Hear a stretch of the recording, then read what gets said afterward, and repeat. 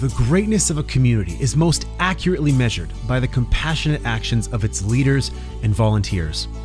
Every week, founder of the community Big Hearts, Stu Starkey, will place the spotlight on leaders and volunteers, highlight key stories and statistics, and share insights to educate listeners and inspire everyone to have greater impact in their communities. Welcome to the community of Big Hearts. Okay, welcome back everybody to the community of Big Hearts. This week, I am here with someone who has the absolute coolest name we've ever had on our podcast, Mr. Sky Bridges. How are you? I'm doing great. Thank you so much. How are you doing today? Very good. Thank you. Been a really busy day. And I flipped through my notes, and you're a really impressive individual. Some of the highlights I want to touch on for the guests here is that you are the new CEO of the Winnipeg Foundation, which is the oldest foundation in Canada. That it is. Turned 100 years old. Incredible. I mean, talk about legacy, and which has really been in such an important part of supporting Winnipeg for a very long time. Yeah, it's so I lived next door to someone in Edmonton that was the CFO for the Edmonton Community Foundation. Mm-hmm. And I hadn't heard about community foundations before meeting him. And it really opened my eyes to how much giving there is in our Canadian communities, and how impactful these organizations can be, these city community foundations. And really proud to learn, being a born and raised Winnipegger, that the Winnipeg Foundation is the longest running of them all. I read, and correct me if I'm wrong here, but you guys have about $1.4 billion in endowments and gave out $73 million in 2020 to charities in need. That's correct. You know, we dispersed over 73 million, with of that 12.8 million was specific to COVID response grants. And that came to approximately 1,000 charity organizations being supported in 2020, which was the most in our history. Yeah, we recorded a bunch of podcasts last season that obviously involved COVID and the impact of it. And every organization we talked about the increased demand on their services. So those resources, I'm sure, were well spent and well needed. One of the organizations that we're working with here in Winnipeg, we're really proud to partner with coming up in 2022, is we're building a volunteer app. And Agape Table here in Winnipeg was talking about their demand on services, where they've gone from 400 to 500 individuals a day. And in the last few months, they're up to 700 to 800 guests. So again, your organization is an absolute institution and need in our community. Being the sixth CEO in 100 years, what does that feel like? Being the steward of that kind of capital and that kind of institution? Well, it's incredibly humbling. And, you know, for me, when I think about the foundation and what it stands for, and this concept that, you know, it is forever. I know that, you know, we tend to have a hard time thinking about things as being forever. But one of the teachings, you know, that I think many people have heard about, and it's a teaching that was given to me from an elder, is the concept within the Indigenous framework that you really should be always thinking 7 generations ahead, that how you live today is impacting for 7 generations. And so for me, that is how we achieve forever. It's together, that every single generation, as we think forward together, we achieve forever. And that, to me, is just incredible for me. You know, as the first Indigenous leader of the foundation, that really it fits very nicely into the tenets of Indigenous belief concepts about why we're here. and that we're here to think about people, our grandchildren, the great great, the great great, and even beyond that, right? So for me, it's incredibly exciting and humbling, and it is a very rewarding organization to work with. When I started exploring giving back in the community, it was something that I thought, well, this may be a lot of work. And then when I started giving, I realized it's not a lot of work. It actually gives me energy. It's something that I wouldn't want to live without. And so that forever concept, it's reinforcing in my experience and in other people's experience that I've talked to. So I love the essay that you wrote. I love the part where you explained what communities are to you, that it's about people coming together and taking action. The essay was part of a series of essays where we invited several different Winnipeggers to write in their vision for Winnipeg looking forward, in 100 years. So my essay is part of a submission, and all those essays are available on our website. Some incredible, thoughts and ideas around it. And at the center of my essay, it really, and again, it comes from a teaching that an elder gave me. And she said to me, I want you to imagine that you're sitting in the center of a teepee. And so, and look at the poles. So a teepee is made of trees that kind of come together to make the teepee. And she says, I want you to look at every single, pole, and I want you to name a religion, a cultural background, a faith, and keep going, around as many times you can until you can't think of anymore. And then I said, okay, I'm done. And she goes, now look up and tell me where they go. And of course, in a teepee, the poles all come together. There's so much layer and meaning inside that metaphor, but the essence of it is that we as a human family are all part of the circle. And I believe that we must always be striving to ensure that we are inclusive of everyone being a part of that circle. And as we do that, we become more stronger, because we do all connect, together, as much at times that we do feel separate. The reality is Winnipeg exists as a city because of all the people who live in it. Yeah, stronger together. Yeah, absolutely. But I get it. We all have challenges in our life. People are busy raising, kids and families, and challenges around it, and we need to take pause sometimes to kind of look around and recognize that we're all connected, right? One of the things that, the reason that we started this podcast was our business, Two Small Men with Big Hearts, started doing some giving, and we started having conversations with other business owners that were curious. And I could see the interest and energy that came from those conversations. So we started this podcast so we could kind of magnify that. Instead of having it one-on-one, now we can have it one-to-many. And hopefully to inspire others to do like we're doing on the business side, and like you're doing in leading organizations on the charitable side. So I would love to know how you got your start down this path, working with charitable organizations, and why. Well, that's a great question. I'm trying to think of, really kind of when did it all started, because, my previous, job was working at the Aboriginal People's Television Network, which most people don't appreciate is actually a registered charity and not for profit, because it is all centered around lifting Indigenous culture, trying to also rediscover Indigenous culture, connecting people to their roots, through storytelling. And at the center of Indigenous culture is storytelling. You are a story unfolding in real time.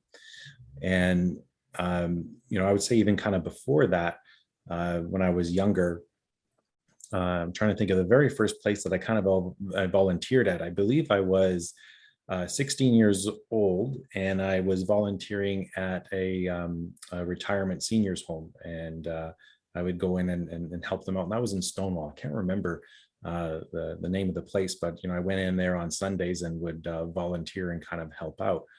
Uh, I think maybe for me, I'm trying to think of where it all started is, I had a lot of challenges growing up in terms of not feeling like I fit in. And I think as a result of that, of not understanding that or being accepted, was that I wanted to somehow give back and change that even though maybe I'm not always was being accepted, I was young in high school over who I was, that my way of maybe making a difference was to giving back and helping others. So I would say that that's probably when it all started, because I didn't understand. I grew up in the north end of Winnipeg, and when I was around 12 years old, we moved to Marquette, Manitoba. So I went from living in the north end, and there was many Indigenous people went to Luxton School. And then when I went out to Warren, I was kind of in a different place of being a minority, and I was, picked on a lot for it. And I think at being 12, I didn't understand it because it didn't happen before, and you're kind of were implanted a new scenario. And I think that's what started to color my vision of the world, that I wanted to always strive to create an environment where maybe people didn't have to experience the things that I experienced.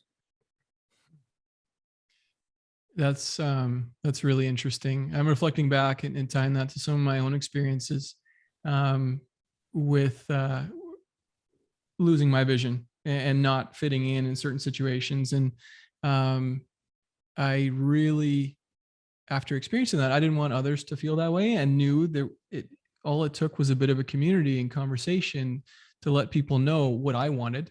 So I joined CNIB to be on the board and helped lead some of those campaigns. So those personal experiences really do drive and what you become passionate about, and hopefully what you take action on, like you say. Mm-hmm. Would love to hear some of, in your 90 days into Winnipeg Foundation, would love to hear some of the highlights that you've learned over that time that you'd love our listeners to learn about. Well, I have, for the majority of my life, lived in Winnipeg and see myself as a Winnipegger. But since I, joined the Winnipeg Foundation, it's almost like I'm a tourist in Winnipeg again. I'm learning aspects of the city and attributes of the city through the eyes of other people that I didn't even know about. And, I always had a sense of, that Winnipeg had a strong sense of community, of people who cared. But certainly as I've been meeting and getting more acquainted with the amazing organizations and how much resiliency they have been working through what has been the pandemic and COVID, is truly amazing. So much challenges has hit the city, and there certainly is still more to overcome. But what I just found amazing is the resiliency of people. And yes, there's a level of stress and happening in our organizations, but man, nothing is stopping these organizations from resilience and moving forward. And that's what I find so incredibly impressive. And I think that's the story that's not being captured right now. We know that we're going through a challenging time, but the stories and the unsung heroes and the people who are rising to support our community, I tell you, is just absolutely incredible. And there's a lot of people that deserve a lot of credit for helping us get through these past 19 months now, really. Yeah, that's awesome. And I'm having this same experience being allowed to host this podcast, talking to amazing people. And every week, I can't believe how many more people are doing really incredible things out of the goodness of their heart for the community. So if you, and when you run into individuals that are leading by example and can be an inspiration to others, would love you to, if you wouldn't mind, flip in their contact to us to have those conversations. Absolutely. I foresee an email in your inbox with some suggestions coming up real soon. Can't wait.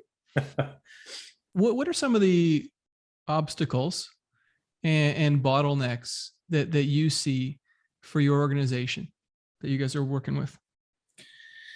So, certainly, despite the fact that we've dispersed $73 million this year, at the same time, we have had more asks for support than ever before. So certainly, there is still greater needs out there and support for community. And I would say, that certainly, is a part of it. I would say, for many of the organizations, the resiliency absolutely has been there, but we're going to have to go through a rebuilding phase, right? So it's been kind of really supporting everybody in terms of where they are, but we're going to be soon needing to, build, go from sustaining and go to recovery. And that's going to create a different kind of mindset in terms of support for organizations in Winnipeg. And so I would say that's the biggest challenges, kind of right now. Is understanding that even though maybe when we can start to get a little bit more of breathing, that maybe have hopefully gotten through the worst, there's still great challenges in front of us. We understand what I'm seeing is some of early impacts is certainly mental health is very high on the list, and certainly impact on mental health for children has been great. And what I've heard in terms of conversations, they're saying that this is probably going to take 3 to 5 years in order to correct and to support in terms of the challenges that many of our youth have faced in the education system, and in terms of widely in terms of society right now, in terms of what this whole experience has done to them from a psychological point of view. Yeah, we've had a few conversations with organizations that are assisting with mental health. And they've talked about over the last few months the increasing numbers there too. And the recovery aspect is going to be really interesting. But if we all come together and take action, I think we'll certainly overcome this. I'm really curious on how you choose, just at a high level, like what are the guiding principles that direct the resources to some of these charities? So, we at the foundation, are a 360 grantor, which means that we are supporting all areas and aspects of life in Winnipeg. So, for us, it's kind of, it really kind of includes, as I mentioned, all aspects. And those kind of basic areas, are 6 areas. So the one area is arts, culture, and heritage. Next would be children, youth, and families. Then we have environment and animal welfare. We have health, wellness, and recreation, and then literacy, education, and employment, and then finally community. And so those are kind of our because areas, if you will, and certainly that is a 360 view. And so as you can imagine, granting to over 1,000 charities in Winnipeg, we cover all aspects, and we have various different granting streams that allow us to open up support in those areas. And so on our website, we'll have openings on the various different granting streams available to community organizations to apply to, and they would simply choose the section that fits for them and making an application. Outside of our regular granting for communities, we do also support scholarships. But through that end, the support of scholarships is more supporting direct through the various universities and colleges and universities. We're simply the holder of the scholarships. We actually don't dispense or decide who the scholarships go to. We're just the stewards of the money for those organizations that do dispense scholarships. But so our primary activity is on the granting side, which I just spoke about in those areas. In terms of kind of deciding, well, it's about meeting a set of criteria. And then we have grant specialists who work through reviewing all of the applications, understanding and fitting based upon what that grant stream is set up for, how those applicants fit within that criteria. And then all of that is taken through to a committee, which is made up of board members and community members, and final decisions are made in terms of how that is dispersed. And so it's a combination of meeting criteria that we set out, which is also also rooted in strategic planning. But then beyond that, once we're in the actual application process side, we have a committee made up of board and community members that all come together to help make those decisions to dispense those funds. Awesome. That continues that diversity push. Absolutely. Well spread out. Yeah, absolutely. Yeah, diversity, equity, inclusion is very important. It's in a lens that we look at through everything that we do at the foundation. That's how you build a strong community. Yes, that's how it's the circle. That's how you make a circle for all. Love that. Well, do you have a story that comes to mind when I ask you to tell one of the more impactful stories you've been a part of in these first 90 days?